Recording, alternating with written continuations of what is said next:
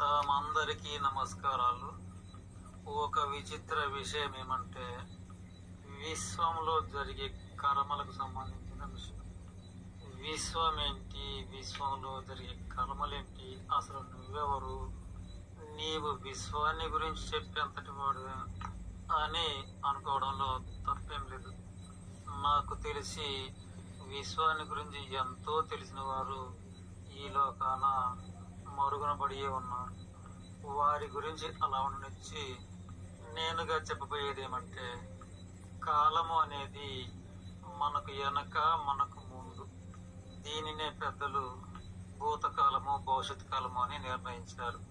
భూతకాలం అయిపోయిందని భవిష్యత్ కాలం ఉందని అంటూ ఉంటారు.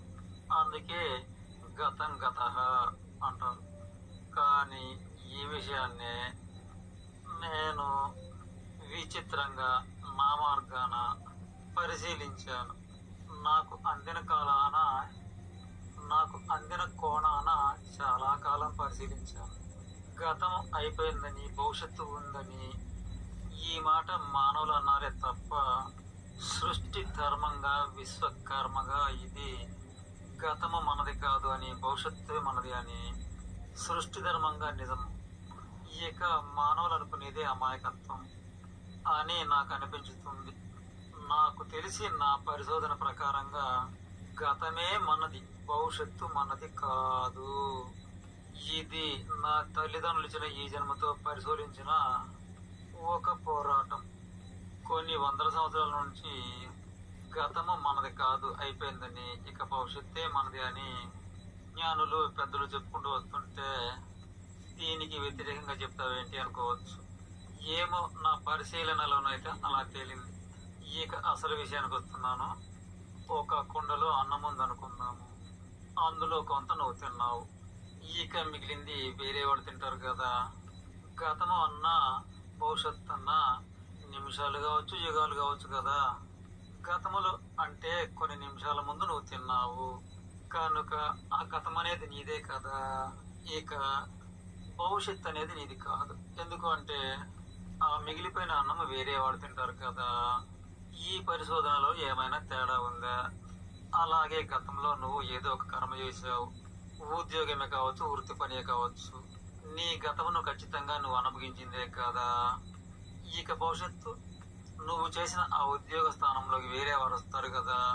కనుక గతం మనది కాదు, భవిష్యత్తే మనది అని ఎలా అనుకుంటుంటాము. ఇదే కాదు సుమా, నీకు కొంత పొలం ఉంది. గతంలో నువ్వు ఆ పొలంలో వ్యవసాయం చేసుకున్నావు, ఆ పంటలు కూడా పుష్టిగా నువ్వే తిన్నావు.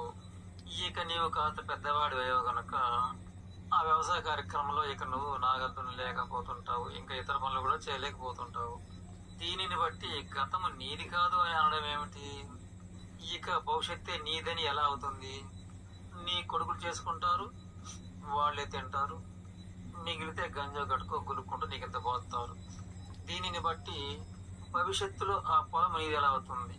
దానికి నీకు సంబంధమే తెగిపోయింది కదా. అలాగే నీ తాతలు సంపాదించిన మేడలు కోటలు ఉన్నాయి, అవన్నీ కూడా గతంలో నిర్మించినయే కదా. ఇప్పటిదాకాను అందులో నువ్వు ఉన్నావు కదా. ఇక అవి బాగా పాతయ్యాయి, కూలిపోయాయి కదా. దీనిని బట్టి మీకు ఏమర్థమవుతుంది? గతము గత అని, గతము మనది కాదు అని అనేది ఎంతవరకు నిజము?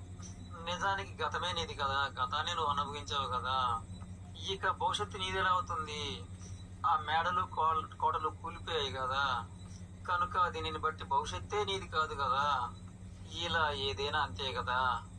కనుక దీనిని బట్టి గతమే మనది కాదు అని, గతం గత అని అనడం అనేది, గతాన్నే మనం అనుభవించి అలా ఎలా అనగలము? అలాగే భవిష్యత్తు మనది ఎలా అవుతుంది? కుండలో నువ్వు మిగిలించిన కూడు మనది కాదు.